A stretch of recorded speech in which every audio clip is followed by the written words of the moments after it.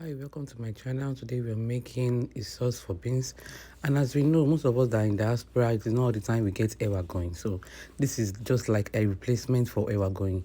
Now this is me washing my beans in the zinc pouring water. Rather than washing this bean, what I decided to do is I parboil the water because of most of the time they don't want weasel to come into the beans, so they add a lot of chemicals to the beans they are bringing to either UK, US, or Canada. So what I do is I usually parboil these beans and I pour the water away. Can you see the color of the water? So I just parboil it and I make sure I pour it away for 7 minutes. Parboiling for 7 minutes and I pour the water away. So this is the beans.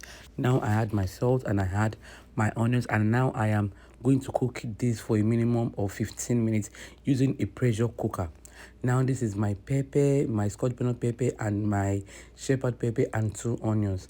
So the next thing I have to do is just pour in your red palm oil and garnish a lot of onions. As in, don't economize at all. Garnish a lot of onions onto this and make sure you blend it, not a smooth blend. Just blend your pepper in a chopped way, but as in still okay. Then this is me pouring in my pepper to the onions, and you cook for 15 minutes minimum. The reason why you have to do this is because you have to allow this pepper to fry, and please don't make it high heat, no, at a low heat. So make it at a low so that the pepper will not get burnt.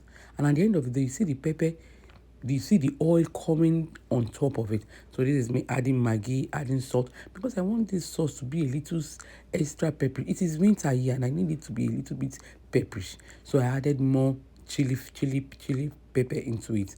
And after that, you cook again for like 5 minutes and it is good. And you add your meat.